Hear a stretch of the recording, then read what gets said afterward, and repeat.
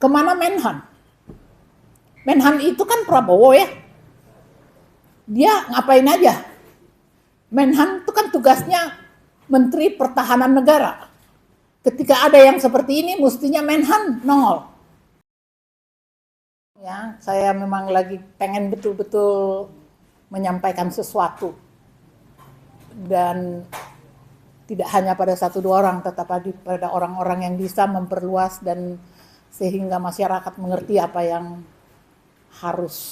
yang sedang kita pikirkan. Jadi saya sering khawatir gitu ya, kayak rakyat nih sekarang dalam kondisi bangsa kita yang seperti ini lagi ngapain? Kita nggak tahu. Aku salah satu atau satu dari sedikit sekali barangkali pusat dari reformasi 98 ya. Aku yang mengangkat Amin Rais ke permukaan, aku yang mengangkat Megawati ke permukaan. Karena waktu itu kalau kita menyebut nama calon presiden, nggak ada yang berani menyebut nama selain Pak Harto gitu. Nah terus kita dirikanlah Siaga dan kita angkat mereka. Nah itu mungkin salah satu yang buat aku sangat kecewa dan sangat naif gitu. Ternyata emang di politik itu nggak boleh naif gitu, harus ikut jahat juga. Tapi itu juga yang membuat saya sampai sekarang menjanjikan, walaupun momentum ini menurut saya tipis ya, aku udah 75 tahun, tapi aku selalu minta pada Tuhan, kasih aku panjang umur. Aku ingin menjadi bagian dari orang-orang yang menyelamatkan bangsa ini. Sebab ini harus diselamatkan. Kita nggak bisa lagi sekarang leha-leha. Pemberitaan dari tentang mungkin salah satu yang paling tidak sopan ya, yang dibiarkan oleh negara sekarang berlangsung adalah hubungan yang mereka sebut hubungan apa tuh antar negara, apakah itu investasi atau apalah segala macam istilah dipakai, tetapi yang kita takuti atau yang kita rasakan perlakuan terhadap mereka dan kelakuan mereka dan keberadaan mereka memang sangat mengganggu. Itu juga tidak hanya menyangkut apa yang terjadi di lapangan ya. Tahun 2017 saya ke Morowali. Dan itu teman-temanku itu sekarang akhirnya mundur. Jadi mereka nggak jadi petani, ada yang jadi kepala desa. Daripada perang terus sama Cina-Cina itu mereka juga punya harga diri gitu. Tapi itu juga yang salah gitu, karena kalau mereka nggak bertahan di situ, ya mau nggak mau semuanya Cina di situ. Jadi ini udah lama saya mengikuti persoalan TKA Cina ini dari 2017. Dan itu memang menyakitkan. Dan itu menurut aku sangat mengganggu dan menurut aku nggak boleh. Apalagi dengan kejadian yang terakhir bahwa ada 10 juta akibat dari 10 juta orang Cina sudah ada di Indonesia dari 2002 sampai 2000 berapa itu. Setiap tahun dicicil 2 juta orang. Jadi sekarang udah ada 10 juta. Saya nggak tahu letaknya di mana. Aku masih terus searching di mana, nggak dapet.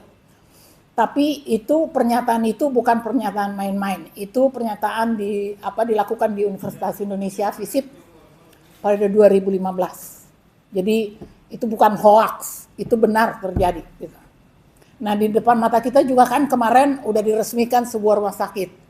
Dan plannya di Undang-Undang Omnibus Law itu yang ditolak oleh para dokter kita, itu adalah akan dibangunnya 30 rumah sakit Cina dan akan mendatangkan berarti 2000 kali 30 dokter. Emang kita kekurangan dokter? Nah yang kayak gini nih, jadi aku merasa seperti terjadi gegap gempita gitu. Mungkin juga ada kekhawatiran Jokowi nggak naik lagi misalnya, saya nggak tahu itu. Tetapi aku merasa semua kayak udah belas-belasan HGU dikasih untuk IKN sampai 150 tahun, 190 dan 150 hak pakai ya. itu kan di luar akal. Emang ini negeri punya siapa? Kan ada sistem, ada aturan main. Bagaimana bisa itu diputuskan hanya sendirian seorang presiden dengan berdiri sendiri, datang sendiri dan mengucapkan itu? Dan itu akan kita biarkan? Enggak. Kalau menurut saya itu tidak boleh kita biarkan. Sebenarnya kalau saya lihat perusakan Undang-Undang Dasar 45, yang pertama saya perhatikan adalah Pancasila. Pancasila itu tidak ada di batang tubuhnya. Tidak ada di batang tubuhnya Undang-Undang Dasar 45. Jadi berarti mereka menganggap sebenarnya mengakui pada dirinya bahwa di Undang-Undang Dasar yang mereka buat itu, kalau saya mengistilahkannya Undang-Undang Dasar Durhaka itu, tidak ada Pancasila. Nilai-nilai Pancasila itu diganti dengan nilai-nilai materialisme, individualisme, neoliberalisme. Mungkin neoliberalisme ini yang paling kuat ya, menyangkut pelaksanaan pemerintahan dan ekonomi. Nggak ada, kita nggak punya Pancasila. Jadi jangan ada yang berani-berani tepuk dada bilang aku Pancasila. Nggak ada Pancasila sekarang. Kecuali kita perjuangkan kembali. Itu nggak ada di tempat. Nah, kalau saya memperhatikan itu sebenarnya dan lalu menilik ke kemarin dan ke sekarang, saya selalu coba cari benang merahnya. Ini kapan sih ini terjadinya? Kapan sih cita-cita ini terjadi? Kalau menurut aku cita-cita mengambil alih Indonesia itu sudah lama. Sudah lama itu. Jadi udah di plan lama tahapannya, apanya kalau menurut logika aku ya. Jadi bukan sesuatu yang baru dan itu akan mereka usahakan betul terjadi, benar-benar terjadi kalau Indonesia tidak melakukan perlawanan. Nah, siapa yang akan melawan mereka? Hanya rakyat. Dan aku berharap rakyat juga bersatu, jangan terpecah belah, jangan egois, jangan kita untuk hal-hal yang sepele jadi terpecah satu sama lain, tapi justru bersatu. Sebab kalau rakyat nggak bersatu dan melawan ini, habis kita. Benar-benar habis. Hal lain yang sangat saya pertanyakan juga, kenapa seolah-olah presiden ini jalan sendiri. Kemana Menhan? Menhan itu kan Prabowo ya. Dia ngapain aja? Menhan itu kan tugasnya Menteri Pertahanan Negara. Ketika ada yang seperti ini, mestinya Menhan nongol. Tapi saya nggak pernah melihat Menhan membicarakan masalah-masalah seperti ini. Malah terjadi aja. Lalu Panglima juga, di periode-periode 10 juta Cina ini sebenarnya kan ada 2-3 Panglima bekerja. Tapi aku nggak pernah ada mendengar Panglima mempersoalkan ini. Jadi sistem pemerintahan kita itu juga nggak jalan. Benar-benar nggak jalan. Cara melumpuhkannya bagaimana, apakah seperti DPR dibayar 3 kali lipat, saya nggak tahu. Tapi kesimpulan yang bisa kita ambil dari sini adalah bahwa rakyat harus bersatu. Jangan terpancing pertengkaran adu domba. Bersatulah dan ambil hak. Indonesia ini, tanah air kita ini diberkahi Allah setiap jengkalnya untuk rakyat Indonesia, bukan untuk siapa-siapa. Buat rakyat Indonesia. Jadi mari kita perjuangkan itu. Jangan kita sibuk bertengkar hal-hal yang emosional yang gak ada gunanya. Tujuan kita mengembalikan Indonesia ke pangkuan Ibu Pertiwi. Itu saja. Dan itu harga mati. Kalau untuk itu kita harus ngomong harga mati. Nggak bisa nggak. Kembali ke Undang-Undang Dasar 45. Hanya dengan begitu kita bisa mengusir semua penjahat itu. Kalau kita nggak kembali ke situ, ya kita gigit jari. Dan aku nggak mau meninggalkan anak aku dalam posisi itu. Aku nggak mau meninggalkan bangsa ini dan generasi penerusku dalam kondisi itu. Gitu. Terima kasih. Assalamualaikum warahmatullahi wabarakatuh. Apa yang harus kita perbuat untuk bisa kembalikan ke Undang Dasar 45 itu? Satu. Yang kedua, kita jangan dipecah belah tadi karena kondisi rakyat memang sekarang sudah terpecah belah. Jadi kira-kira ada tips atau ada himbauan apa yang mungkin lebih bisa mengena pada seluruh rakyat Indonesia?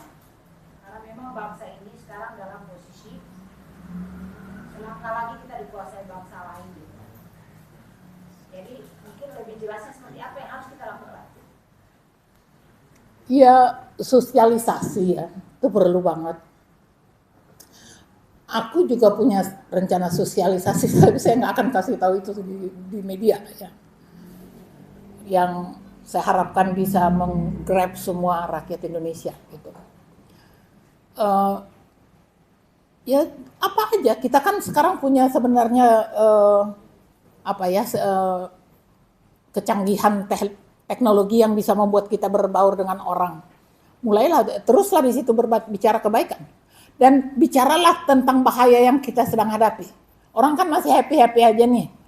Masih banyak yang masih bisa ada yang masih ngantuk, ada yang masih main game gitu.